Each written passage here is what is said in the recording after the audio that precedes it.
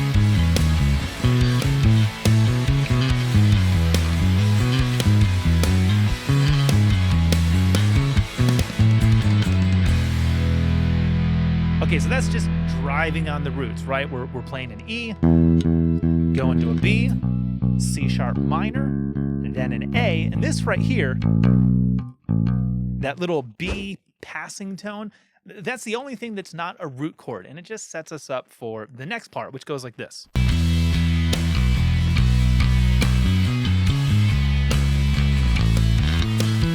What I'm doing now is playing roots, fifths, and octaves. The octave is technically the same as the root. I know that, but they sound different. La, la, there's a space between them. So even though it's the same note, I think of it as a 2-for-1. And the fifth is just as easy to find, right? From any note, I just go up 2 frets and 1 string. Write that one down. The fifth is a great note for you to add because 95% of the time, that's where you're gonna find it. So here's what that looks like in slow motion.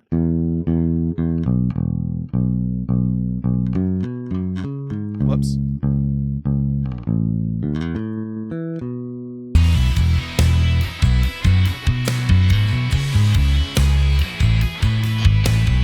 Okay, so this time around, I add in syncopations. We're still mostly doing roots, fifths, and octaves, but now I'm playing around with the rhythm and where I place it. And in particular, I'm syncing up with the kick drum. And that's a great trick, right?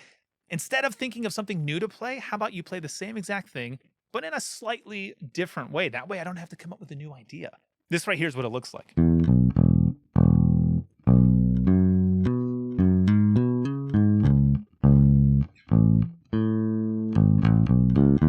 And then we get that nice little walking bass line. Those are just a bunch of passing tones. Walking up a G sharp Phrygian or an A Lydian, however you want to think of it. And let's check out the next part.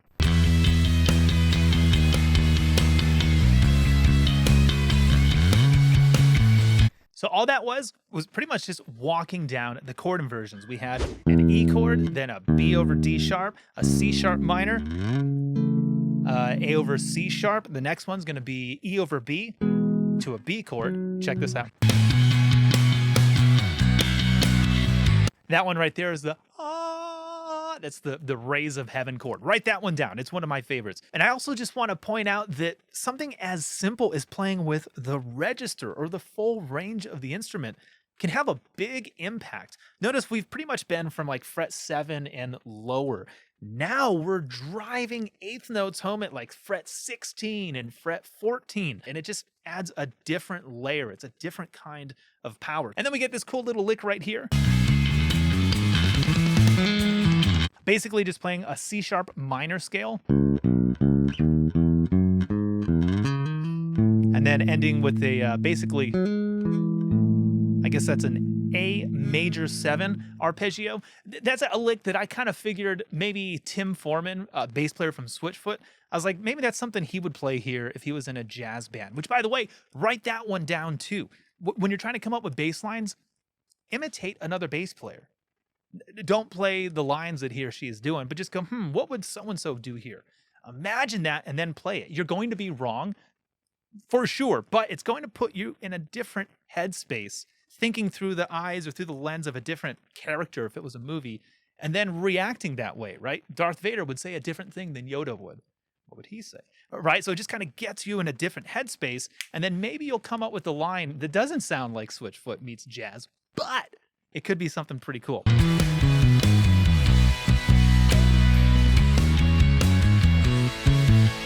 I'm partially remembering how this goes as I watch it. So this part right here, these are just like, I call them falling melodies. Like it starts high and it's meant to get me to my normal register because I'm a bass. I'm supposed to be down here, but when I go up top, I can't stay up top.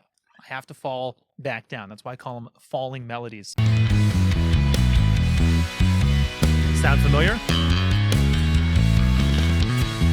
So that right there is almost the same idea, but instead of starting on the root, last time we started here on the root, this time we're starting on the third, which is a G sharp. And then we get another cool syncopation.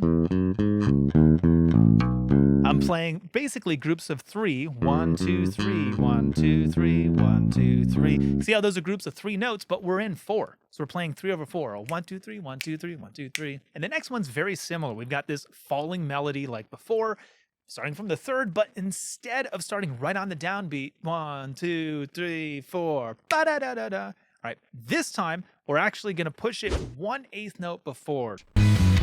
Here's the previous one starting on the downbeat. 1, 2, 3. Right? It's a little soon. Ba-da-da-da-da-da. Okay, so check it out. A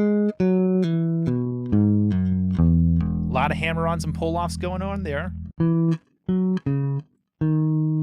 That's the question. Ya-da-da-da-da-da-da-da-da-da. What's the answer? Let's just check out the very end. Watch what happens the last 4 bars.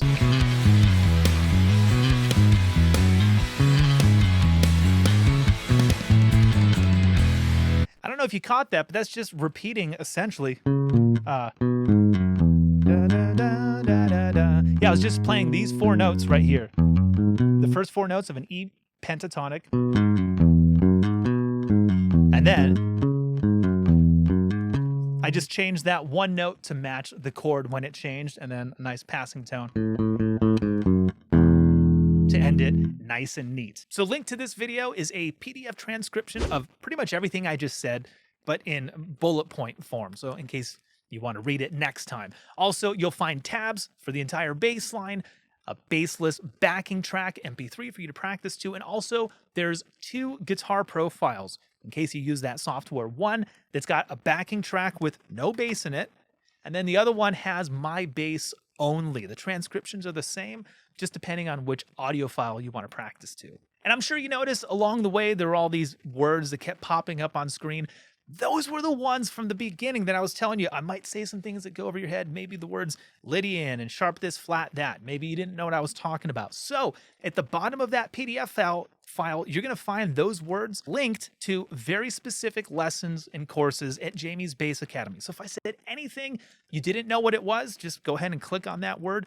It'll take you to a lesson. It'll take you to an entire course maybe dedicated specifically to that one topic. And last, I'd just like to personally invite you to come check out the free trial at Jamie's Bass Academy. Yes, it really is free. It doesn't cost you anything, and you can cancel anytime you want just to see if it's right for you. Plus, you'll get to hang out with me and all my students, and we'll have a blast getting better at bass together. So go check out the free trial, and I look forward to hearing from you.